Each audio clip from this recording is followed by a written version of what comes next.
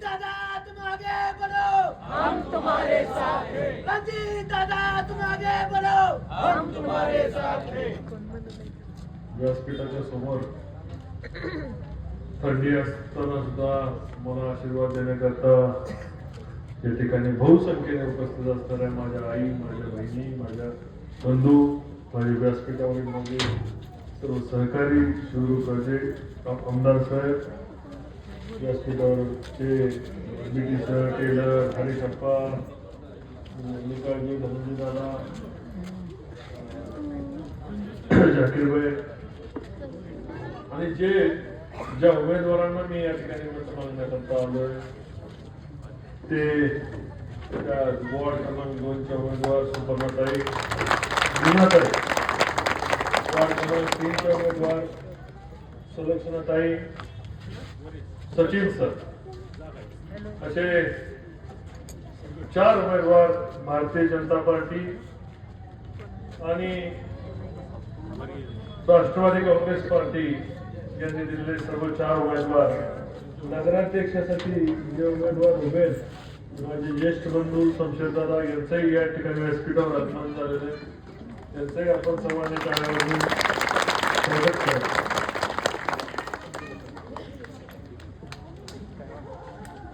2-3 दिवसापूर्वी या ठिकाणी सभा झाली. फलटणची लाच तर काही लोकांनी घालवली. माझी बदनामी करण्याकरता फलटणची बदनामी किती केली आहे त्यांना कळलं नाही. मंगळवार पेठेमध्ये येऊन त्यांना एवढं सुद्धा कळलं नाही की मंगळवार पेठेची पण आपण बदनामी करतोय. मंगळवार पेठ शिवेचं माहेर घरे अशा प्रकारची व्यक्ती काही लोकांनी त्या ठिकाणी केली. मंगळवार पेठेमधून आज सचिन सरांनी या ठिकाणी सांगितले, आमदार साहेबांनी सांगितले 50 पेक्षा जास्त वकील या ठिकाणी काम करतायत. लोकांना, पक्षकारांना न्याय द्यायचं काम करतात. अनेक शिक्षक या ठिकाणी झाले, अनेक अधिकारी या ठिकाणी झाले आणि असं असताना सुद्धा एका चौकटीत मंगळवार पेठेला पाहण्याची दृष्टी काही लोकांनी बदलली नाही आणि मला त्याबद्दल त्याचा या ठिकाणी खऱ्या अर्थाने त्यांचा या ठिकाणी निषेध करावा असं वाटतो. ही निवडणूक कुणाला राजाचा मुकुट ठेवण्याकरता नाही, रामराजे यांच्या पप्पूला गादीवर बसवण्याची निवडणूक नाही. या ठिकाणी डॉक्टर बाबासाहेब आंबेडकरांनी लिहिलेल्या राज्यघटनेप्रमाणे सर्वसामान्य माणसाला न्याय मिळाला पाहिजे, सर्वसामान्य माणसाला निवडणूक लढता आली पाहिजे, सर्वसामान्य माणसांच्या वारसाला त्याचा हक्क मिळवण्याची ही निवडणूक आहे आणि ती निवडणूक रामराजेंना सुद्धा मताचा अधिकार आहे, मला सुद्धा मताचा अधिकार आहे, महाराष्ट्राच्या मुख्यमंत्र्यांना मताचा अधिकार आहे. अशा सगळ्यांना समान ताकद देणारी जी घटना ज्या घटनाकारांनी दिली त्या घटनाकारांना मी आमच्या सर्वांचे श्रद्धास्थान असणाऱ्या छत्रपती शिवाजी महाराजांना मी अभिवादन करतो. महात्मा ज्योतिराव फुले यांना विनम्र अभिवादन करतो. जे सर्व थोर अण्णाभाऊ साठे असतील ज्यांनी या भारताच्या जनगणनेमध्ये, महाराष्ट्राच्या जनगणनेमध्ये ज्यांनी योगदान दिलं तर सर्व थोर पुरुषांना मी या ठिकाणी विनम्र अभिवादन करतो. निवडणूक गेली 30 वर्ष आमच्या मागच्या पिढी पाहते. तरुण पोराने अनेक शब्द ऐकले की या ठिकाणी असं करू, त्या ठिकाणी सोनं करू. आज सोनं तर सोडा, कोळसं केलं मंगळवार पेठेमधल्या ठिकाणी. मला सांगा कमीज नाटक या ठिकाणी सांगतात किती नागरिक मंगळवार पेठेमधल्या कमीज, इतर पण कमीज मध्ये नोकरीला आहे का? कुठली माझी मुलगी कमीज मध्ये नोकरीला आहे? रामराजे पहिलं काम केलं तर त्यांचीच पोरगी नोकरीला लावली आणि हा पोरगा बहुतेकीनं नोकरीला होता. दोघांना नोकरीची गरज होती. एकाला लिगल ऍडवायझर केलं, एकाला HR मध्ये नोकरीला लावलं. आणि आता महिंद्रा लॉजिस्टिकचं कौतुक सांगताय. महिंद्रा लॉजिस्टिकला ह्यांनी स्वतःची जागा त्या ठिकाणी भाड्याने दिली आणि भाड्याचं एक गोडाऊन आहे.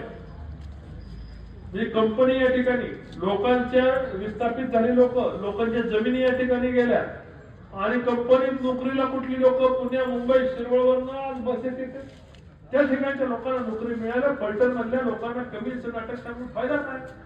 मंगळवार पेठेमध्ये किती बेरोजगार आहेत या ठिकाणी?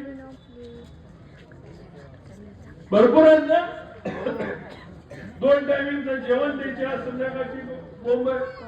या ठिकाणी हजारो लोकांना नोकऱ्या लावल्यामध्ये हजार होत्या, या ठिकाणी 100 लोकांना नोकऱ्या मंगळवार पेठेमध्ये दिल्या असत्या तर आपण त्यांचं ऐकलं असतं. म्हणजे बिरबलाच्या गोष्टीसारखं त्या ठिकाणी खिचडी लांब शिजाय ठेवायची आणि हिथं शेकत बसा म्हणायचं. कमी तिकडे माळा आणली म्हणायचं ना, आम्ही त्या ठिकाणी मिशा कशासाठी पिळायचे. कुठल्या संस्थेमध्ये नोकऱ्या ते देणार आहेत असं विचारताय. तुमच्या संस्थेत ठेवलंय काय? बँक दिली बुलढाणा पतसंस्थेला, कारखाना दिला इचलकरंजी वाल्याला, दूध संघाचा निलाव केला, खरेदी विक्री संघ गायब केला आणि या ठिकाणी तुम्ही नगरपालिकेच्या अवस्था तर त्यापेक्षा वाईट आहे. नगरपालिकेमध्ये आंधळ गळतंय, कुत्र पीठ खाते अशी परिस्थिती अनेक वर्षा ठिकाणी. आणि मला सांगा, या ठिकाणी जे आले लोक की वेळे म्हणून आले का? त्यांना कळलं की आपण ज्या नेतृत्वावर या ठिकाणी विश्वास ठेवून मतं मागायला गेलो तर लोक त्यांच्या आपल्याला मतं नाही पायातलं काढून बुटाने हाणत्याल. कारण किती वेळा खोटं फसवायचं. मी सगळ्यांशी बोललो. सुपर्णाताईच्या या ठिकाणी जातीचा विषय काढला. अहो, मुलगी या ठिकाणी आली, लग्न झालं, लग्न झाल्याचा संसार केला, बचत गट काढला, अनेक लोकांची सेवा केली आणि सेवा केल्यानंतर त्यांच्यासाठी मतं मागितली आणि आज तिची जात काय. हे तुमच्या बुद्धीचं कौतुक करावं का क्यू करावे? माझे आजोबा सुद्धा मंगळवार पेठेमधून निवडून आले होते. मंगळवार पेठ जात बघून मतदान करणार नाही, कर्तृत्व बघून मतदान करणार आहे.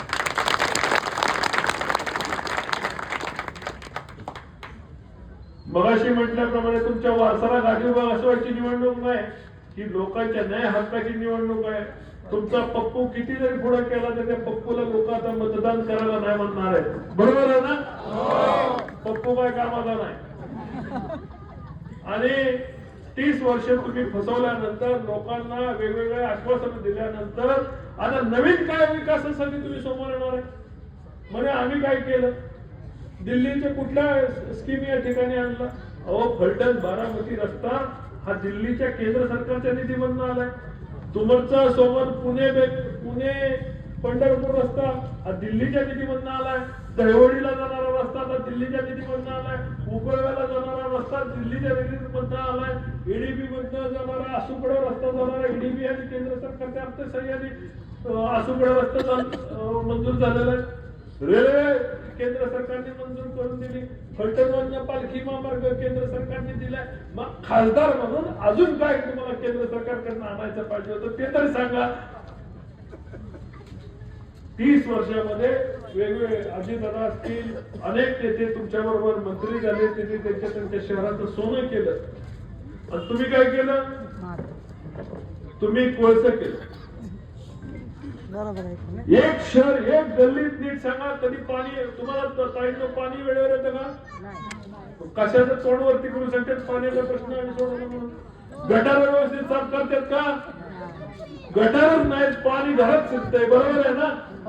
पाऊस पडल्यानंतर या ठिकाणी जेव्हा जेव्हा घरात पाणी शिरलं तेव्हा ह्यांचा पप्पू या ठिकाणी आला होता का? पप्पू पुण्यात राहिला. पप्पू 5 वर्षांनी येतो. किती वर्षांनी? 5 वर्षांनी इलेक्शनला मत मागायला. आणि अशा अनेक पप्पू मी निवडणुकीमध्ये पराभूत होता यावेळेस. राजाचा पोरग या ठिकाणी निवडून येणार नाही, त्याचं कर्तृत्व आहे तो निवडून येणार. शमशेर दादांना या ठिकाणी काम करताना फलटण शहर गेल्या 20 वर्ष झालं पाहत आहे. त्यांनी यश पाहिलं, पराभव पाहिला, परत यश पाहिलं. लोकांच्या सेवेमध्ये आमच्या कुटुंब आहे. या ठिकाणी सचिन सर असतील, सुपर्णाताई असतील, मीनाताई असतील, त्यांचं संपूर्ण कुटुंब, माझा आप्पा सरकारांचं कुटुंब असेल, संपूर्ण कुटुंब या ठिकाणी लोकांच्या सेवेत. या ठिकाणी खाली असणारे हरिशप्पा असतील, सनी असतील, बरेच माझ्या ठिकाणी या ठिकाणी काम करणारे माझे लोकांच्यासाठी भांडतात. टेलर असतील, आमचे निकाळजे असतील, जाकीरबाई असतील, भांडतात, लोकांच्यासाठी भांडतात. तुम्ही कशासाठी म्हणताय माझं पोरग निवडून द्या, माझ्या पोराला हे द्या, माझ्या भावाला हे द्या, मला हे द्या.